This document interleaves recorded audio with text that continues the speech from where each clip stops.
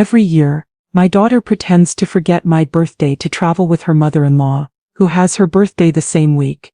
This year I said nothing, bought a $3 million villa with my retirement fund, and posted the photos. Within hours my phone was ringing non-stop. Before we continue, I just want to say thank you for taking the time to hear my story. If you're comfortable, let me know where you're listening from, and what time it is where you are. Now let me tell you my story. My name is Dr. Althea Grant. For 40 years I was a professor of sociology. My life's work was the study of social structures, of the unspoken rules and rituals that govern families and communities. I taught my students to see the patterns in human behavior, to understand that the things left unsaid are often more powerful than the things that are. For the past 5 years I have been the subject of my own, deeply painful case study. The ritual was my birthday. The subject was my daughter, Yasmine. The pattern was one of deliberate, predictable, and soul-crushing neglect. This is the story of my 67th birthday, the day the sociologist in me decided she had collected sufficient data. It's the story of how I stopped being a passive observer in the experiment of my own life, and decided to introduce a new and wildly disruptive variable. The morning of my birthday began with silence. It was a beautiful, crisp autumn day. Sunlight streamed through the large bay window of my study, illuminating the dust motes dancing in the air and casting a warm glow on the thousands of books that lined the walls. My home, a place I had filled with a lifetime of love and knowledge, was a quiet, orderly sanctuary. But today the silence was a presence. It was a heavy, expectant thing, a void that was waiting to be filled. I sat in my favorite leather armchair, a cup of Earl Grey tea steaming on the small table beside me, and I looked at my phone. It was black. It was silent. It was 10 a.m. on my 67th birthday and my only child had not called. I was not surprised. I was not even in the truest sense of the word hurt. A person can only be hurt by an unexpected blow. After 5 years of the same predictable pattern, the pain had been replaced by a kind of weary academic resignation. I was a sociologist observing a ritual, a deeply ingrained social pattern that was as predictable as the changing of the seasons. The ritual was Yasmine's annual act of forgetting. It was a quiet, insidious form of cruelty, a masterpiece of plausible deniability. She never fought with me, she never said a cruel word to my face. She simply, every year for the past 5 years, erased me from the week of my own birthday. The first time it happened, I had been devastated. Yasmine was 34, newly married to her husband, Michael, a successful financial analyst from a wealthy established family. My birthday falls on the 3rd week of October. Her new mother-in-law, a glamorous, socially active woman named Denise, had her birthday just 2 days before mine. That first year, Yasmine had called me a week in advance, her voice a symphony of breathless apologetic regret. "Mom, I am so sorry," she had gushed. "Denise is having a big birthday bash in Bali, and Michael's whole family is going. It's the whole week, and it's a huge deal for them. I feel terrible, but I just can't get out of it. We'll celebrate you the second I get back, I promise." I had of course understood. I had told her to have a wonderful time, that we could celebrate any time, and I had spent my 62nd birthday alone, watching the rain fall outside my window, my heart aching with a loneliness that was sharp and new. The makeup celebration, when it finally happened a month later, was a rushed perfunctory lunch where she spent most of the time showing me pictures of the infinity pool in Bali. The second year, the excuse was a surprise spa retreat in Sedona that she was planning for Denise. The third year, it was a Caribbean cruise. The fourth, a wine-tasting tour through Tuscany. Each year, the advance apology became a little more casual, a little more rushed. Last year, on my 66th birthday, there had been no apology at all. She had simply forgotten. I had spent the day in silence, and a week later I received a text message. "OMG Mom, I am the worst daughter in the world. I just realized we completely missed your birthday. Denise's trip to Martha's Vineyard was just so chaotic. Let's do dinner next week." Each year, the evidence mounted. This was not a series of unfortunate coincidences. It was a calculated social strategy. Yasmine was an event planner. She lived by her calendar. Forgetting was not in her nature. This was a deliberate choice, a conscious annual reallocation of her filial duty from me, her quiet, academic and predictable mother, to Denise, her glamorous, wealthy and socially advantageous mother-in-law. It was a case study in social climbing, and I was the ladder she was kicking away. So today, on my 67th birthday, I did not wait with hope. I waited with the quiet, detached patience of a scientist waiting for a predictable result. I had a theory, and I was simply waiting for the final piece of data to confirm it. Just before noon, my phone finally buzzed. But it was not a call. It was a notification from a social media app, a platform I rarely used, but kept for the sole purpose of monitoring this annual ritual. I tapped the screen and there it was, the final damning piece of evidence. It was a photograph, professionally lit and perfectly composed. Yasmine, my daughter, was in the center, her arm wrapped around her mother-in-law, Denise. Her husband, Michael, stood beside them, his hand resting on his wife's shoulder. They were all beaming, their faces glowing with health and wealth.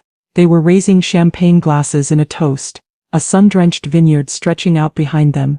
The location tag read, Napa Valley, California. The caption written by my daughter was the final brutal twist of the knife. It read, "Another unforgettable birthday celebration for the best mother-in-law a girl could ask for. So blessed to have you in my life, Denise. Family first, family first." The hypocrisy was so profound, so breathtaking, it was almost sublime. I stared at the photo, at the happy, smiling faces of the family my daughter had chosen over me. I looked at her, my only child, celebrating another woman on another lavish trip on the week of my birthday and proclaiming it as family first. The sociologist in me, the quiet, patient observer, closed her notebook. The case study was complete. The data was conclusive. The pattern was undeniable. And I, Dr. Althea Grant, a woman who had spent her life analyzing social structures, decided it was time to introduce a new and wildly disruptive variable into the system. It was time to conduct a new experiment. For years, the sociologist in me had been observing, analyzing, and quietly grieving. But on my 67th birthday, staring at that photograph from Napa, something shifted. The observer stepped aside, and the architect took over. I had spent my entire adult life building things, a distinguished academic career, a beautiful home, and a substantial multi-million-dollar retirement fund. I had built it all with a quiet, steady, and relentless diligence, and for the past decade, I had held that retirement fund in a state of quiet, reverent preservation. It was not for me. It was, in my mind, a legacy. It was Yasmine's inheritance, a financial foundation I had built to ensure that my daughter and her future children would always be secure. That photograph, with its casual cruel hashtag, was the moment I realized the profound, sociological error of my thinking. I had been preserving a legacy for a daughter who was actively, annually, writing me out of her own. I was a ghost in her life, a silent, benevolent benefactor, whose only remaining function was to provide a future inheritance. I was not a person to be loved, but a trust fund to be matured. And in that moment of cold, stunning clarity, I decided to reallocate the assets. I closed the social media app. The hurt was a dull, familiar ache, but it was now overlaid with a new and deeply invigorating sense of purpose. I picked up my phone, my movements now calm and deliberate. I did not call my daughter. I did not call a friend to complain. I made 2 phone calls. My first call was to my financial advisor, a sharp, no-nonsense man named Arthur Chen. We had worked together for over 20 years, and he was the stoic, professional custodian of my life's savings. "Arthur," I said, my voice as calm and as steady as if I were discussing a change in my dividend reinvestment plan. "It's Althea Grant. I need to liquidate a portion of my portfolio. A significant portion. I need $3 million in cash, wired to my primary checking account as soon as possible." There was a moment of stunned silence on the other end of the line.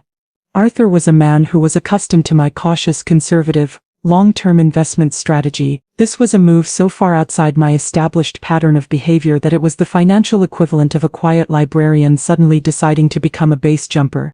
"3 million, he stammered, his voice laced with a professional concern that was entirely genuine. "Althea, may I ask what this is for?" "A purchase of that magnitude, it's a significant and a very illiquid move for someone in your age bracket. It has serious implications for your long-term financial planning." His words, a near-perfect echo of what my son-in-law, the financial analyst, would later say, almost made me laugh.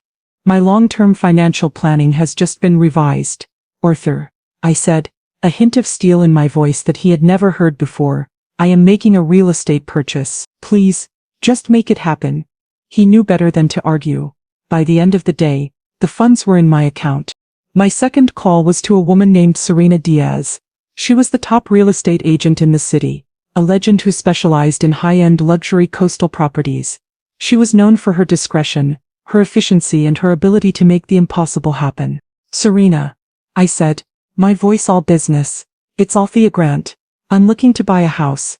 I have a very specific set of requirements. I want a modern villa, at least 4,000 square feet, with an unobstructed ocean view. I want an infinity pool. I want privacy, and I have a budget of $3 million. I am an all-cash buyer and I need to close this week." Like Arthur, Serena was taken aback. She knew me as a name on a university donor list. A quiet, academic figure. She did not know me as a woman who made impulsive multi-million-dollar real estate decisions, but she was a professional. She smelled a massive and very easy commission. "Dr. Grant," she said, her voice a symphony of smooth professional enthusiasm. "I think I might have the perfect property for you. It's off-market, but the owner is motivated to sell quickly. Let me make a call." I reviewed the details. I approved the price. I signed the documents electronically from my own study. The all-cash offer with no contingencies and a promise to close in 72 hours was an offer the seller could not refuse. The entire process, from my initial call to Serena to the final digital signature that made me the owner of a $3 million coastal villa, took less than 3 days. The day after the sale closed, I hired a car and a driver for the 2-hour journey to my new home. As we drove down the winding coastal highway, the Pacific Ocean a vast glittering expanse of blue to my right, I felt a sense of peace and liberation that was so profound it was almost dizzying. I was not just driving to a new house, I was driving to a new life. A life that I was, for the first time, designing entirely for myself. The villa was even more magnificent in person. It was hidden from the road at the end of a long private driveway, nestled in a grove of ancient cypress trees. It was a world of its own, a sanctuary of silence and beauty. Serena was there to greet me, the keys in her hand, her face a mask of professional awe. She gave me a brief tour, her voice a low, respectful murmur as she pointed out the state-of-the-art kitchen, the spa-like master bathroom, the floor-to-ceiling glass walls that framed the breathtaking panoramic view of the ocean. After she left, I was alone. I walked through the vast empty rooms, my footsteps echoing on the polished concrete floors.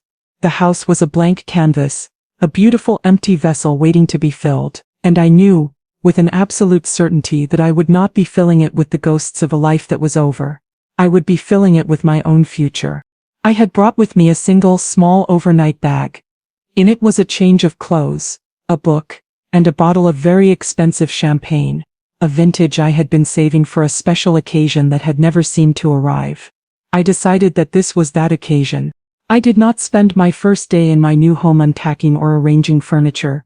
I spent it conducting a new kind of research, a new kind of documentation. I spent it taking photographs. I put on a simple, elegant kaftan, a vibrant splash of color against the minimalist backdrop of the house. I opened the bottle of champagne, and with my phone, the very same device that had delivered the news of my daughter's annual betrayal, I began to document my own personal declaration of independence.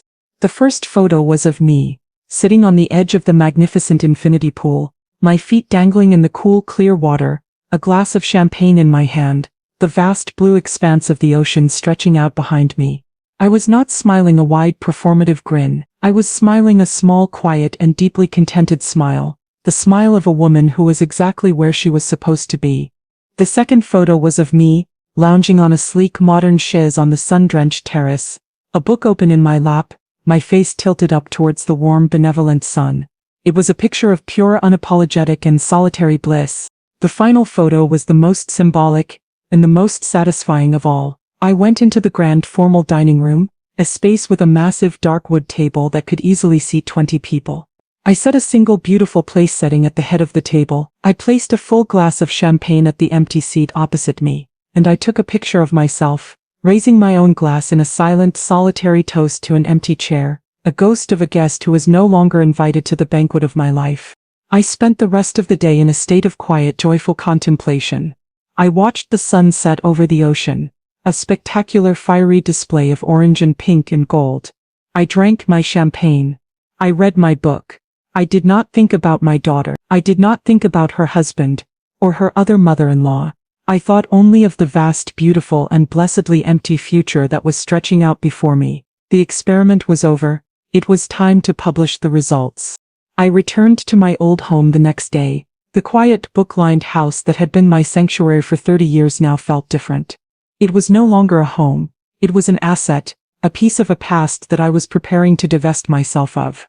But there was one final piece of business to attend to here. It was the last day of Yasmine's celebratory trip to Napa. I knew from years of observation that their return flight would be the following morning. It was the perfect time to release my findings. I sat down in my study, the same room where I had, just a few days before, made the decision that had changed the course of my life. I opened my laptop and navigated to my own, rarely used social media page. It was a quiet, unassuming profile, with a handful of followers, mostly old colleagues, and a few distant relatives. It was the perfect, understated platform for the bombshell I was about to drop. I selected the 3 photographs I had taken at the villa, me by the pool, me on the terrace, and me toasting the empty chair. And then I began to compose the caption. This was the most critical part of the experiment. The caption had to be perfect. It could not be angry. It could not be bitter. It could not in any way betray the years of quiet, corrosive pain that had led to this moment. That would be giving them the satisfaction of knowing they had hurt me. No, the caption had to be a masterpiece of sweet, breezy, and utterly devastating precision. It had to be a statement of fact, delivered with an air of joyful, unapologetic, and completely unbothered self-fulfillment. I spent a full 20 minutes crafting the words, refining them, polishing them until they were as sharp and as brilliant as a diamond. I wrote, "For years I saved my retirement fund for my daughter's future. This year, on my 67th birthday, I decided to spend it on my own. It's amazing what you can get for $3 million. A wonderful, quiet birthday gift to myself. So excited for this new chapter." I added 2 final perfect hashtags, retirement goals and new beginnings. I read the post one last time. It was a work of art. The opening sentence, with its casual mention of my daughter's future, was a quiet, lethal acknowledgement of the legacy she had just lost. The cheerful, almost giddy mention of the $3 million price tag was a brutal mathematical confirmation of the scale of that loss. And the final breezy hashtags were a masterstroke of dismissive, forward-looking optimism. The post was not an attack, it was a birth announcement, the birth of my new and wonderfully extravagant life. I took a deep, steadying breath, and I hit post. And then I went to make a cup of tea. The variable had been introduced into the system. Now all I had to do was wait for the reaction. I can picture the scene in Napa with a sociologist's clarity. It would have been the final farewell brunch of their week-long celebration. They would have been sitting on the sun-drenched terrace of a ridiculously expensive restaurant, overlooking the rolling, vine-covered hills of the valley. Yasmine and Denise would have been laughing, reminiscing about the highlights of their trip. Michael would have been smiling, basking in the warm, reflected glow of his wife's successful social maneuvering. They would have been feeling a profound sense of satisfaction, the smug, contented glow of a ritual successfully performed. And then, their phones would have begun to buzz. Not just one of them, but all 3. A cascade of notifications, a sudden digital intrusion into their perfect analog world. It would have been friends, cousins, old colleagues of mine, the small network of people who were connected to both me and to them, all sending the same urgent message. "Have you seen Althea's post?" I imagine Yasmine would have been the first to look. A small, annoyed frown would have creased her brow. Her mother posting on social media. It was a rare and usually uninteresting event. She would have tapped the link, a flicker of condescending curiosity in her eyes. And then she would have seen it.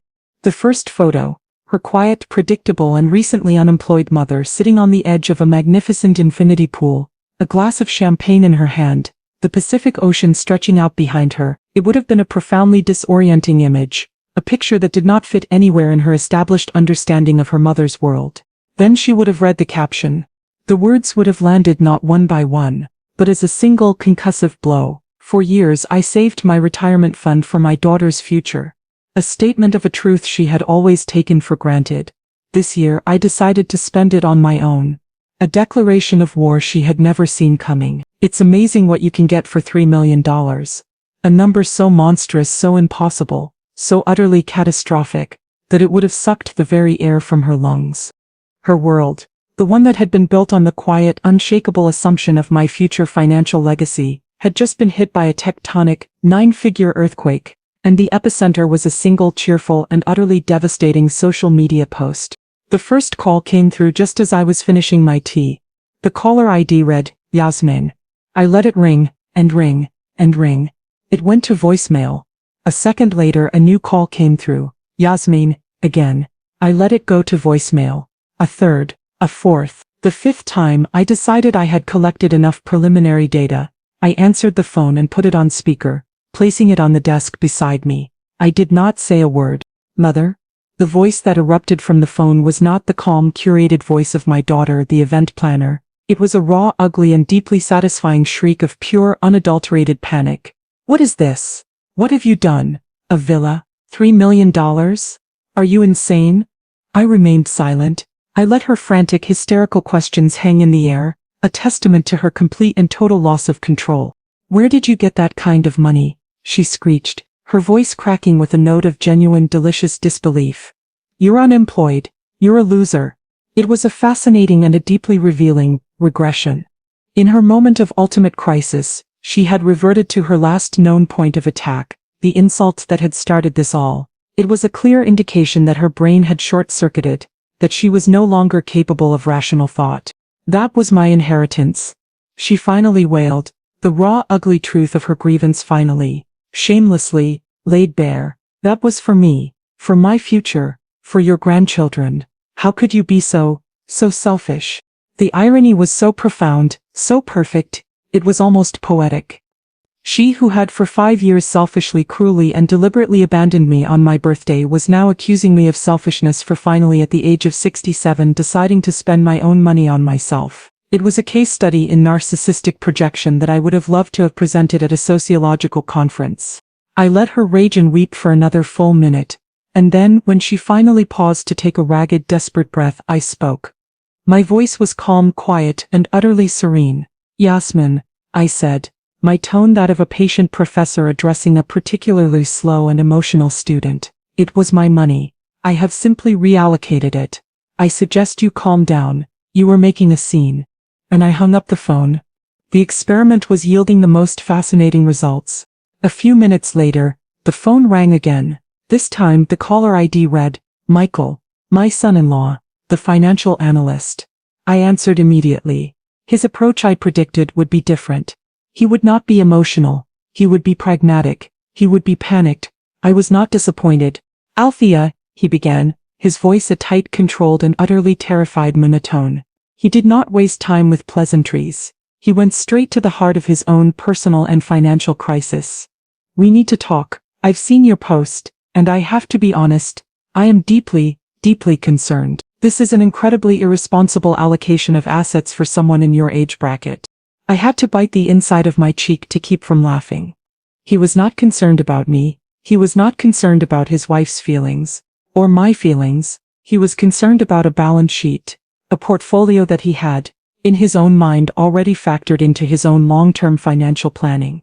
A $3 million illiquid real estate asset carries a significant tax burden, Althea, he continued, his voice taking on the condescending, lecturing tone of a man who believes he is the smartest person in any room. The upkeep, the insurance, the property taxes, it's a massive drain on capital, and frankly it has serious, and I mean serious, implications for Yasmine's, for our long-term financial future. There it was, the quiet, proprietary Aaron. He had seen my retirement fund not as my money but as a shared asset, a future windfall that he had already in his analytical mind begun to spend. He was not my son-in-law expressing concern. He was my fund manager, and I had just gone rogue. Michael, I said, my voice as calm and as professional as his own, I appreciate your concern for my financial well-being, but I have to be honest with you. The primary variable in my long-term financial planning has recently been reevaluated. What does that mean? He asked, a sharp new note of alarm in his voice. It means, I said, the quiet, satisfying click of the final puzzle piece falling into place, that my retirement fund is no longer a part of your retirement plan. I suggest you adjust your projections accordingly. And for the second time in less than 10 minutes I hung up the phone on one of my frantic, panicked, and newly disinherited children. I let their frantic, panicked calls go unanswered for the rest of the afternoon. The barrage of text that followed was a fascinating real-time documentation of their descent from rage to terror to a kind of pathetic, desperate bargaining. Finally, as the sun began to set, I decided that the initial phase of the experiment was complete. The subjects had been presented with the new variable, and their reactions had been duly noted. It was time to deliver my concluding remarks. I composed a single text message and I sent it to both Yasmine and Michael simultaneously, in a group chat, a small, modern and wonderfully impersonal touch. The message was brief, and it was perfect. It read, "I'm so glad you both saw my post. Since my birthday seems to slip your mind each year, I decided to get myself something truly memorable. As for my long-term financial planning, don't worry, I have it completely under control. Enjoy the rest of your trip." It was a masterpiece of polite, dismissive and utterly final communication. The opening sentence was a cheerful, brutal twist of the knife. The final sentence was a condescending maternal pat on the head. It was a message that both acknowledged their panic and rendered it completely and utterly irrelevant. After I hit send, I did the single most satisfying thing I have ever done in my life. I turned my phone off. I did not put it on silent. I did not ignore it. I pressed and held the power button, and I watched as the bright, chaotic and demanding little screen went completely, beautifully and blessedly dark. The silence that followed was not the heavy, expectant silence of a lonely birthday morning. It was the light, clean and liberating silence of a new and a completely unburdened life. They cut their trip short, of course. The celebratory mother-in-law honoring vacation in Napa had been irrevocably soured. I imagine the flight home was a long, silent and deeply uncomfortable affair, the air thick with the unspoken accusations and the shared sickening terror of a future that had just been vaporized. They would have driven straight from the airport, their luggage still in the trunk, their faces etched with a mixture of jet lag and desperation. They would have pulled into the familiar tree-lined street of my quiet, respectable neighborhood, and they would have been confronted with the first stark visual evidence that the world as they knew it had fundamentally changed. There, on the perfectly manicured lawn of my beautiful two-story brick home, the home they had, in their minds, already inherited, was a sign. It was not a garish, cheap sign. It was an elegant, professionally designed sign, the kind used for high-end properties. The name on the sign was that of Serena Diaz, the top luxury real estate agent in the city, and the word in bold, confident letters was a brutal, simple and unequivocal statement of my intent: for sale. The sight of that sign would have been a profound, visceral shock. It was a public declaration that I was not just spending their inheritance. I was dismantling their past. The home that had been the backdrop to Yasmine's childhood, the silent, stable anchor of her entire life, was being sold. Their first instinct, I am sure, would have been denial. This was a mistake, a misunderstanding, a dramatic theatrical gesture that I was using to make a point. They would have rushed to the front door, Yasmine fumbling in her expensive handbag for the key she still carried, the key that she believed gave her a permanent, inalienable right of entry. And then, the second and far more final shock. The key would have slid into the lock, but it would not have turned. I had, the day after I had returned from my new villa, called a locksmith. The locks had been changed. The security system had been upgraded. My old home was no longer their home. It was no longer even my home. It was a property, an asset, and they were, for the first time in their lives, literally and metaphorically, locked out. Their past, the one they had taken for granted, was now inaccessible to them. The final scene of my sociological experiment took place 1 month later. The old house had sold, quickly and for a handsome profit, to a young family who were thrilled with its charm and its beautiful established garden. The sale had been the final satisfying act of untethering myself from my old life. I was now a full-time resident of my magnificent new villa by the sea.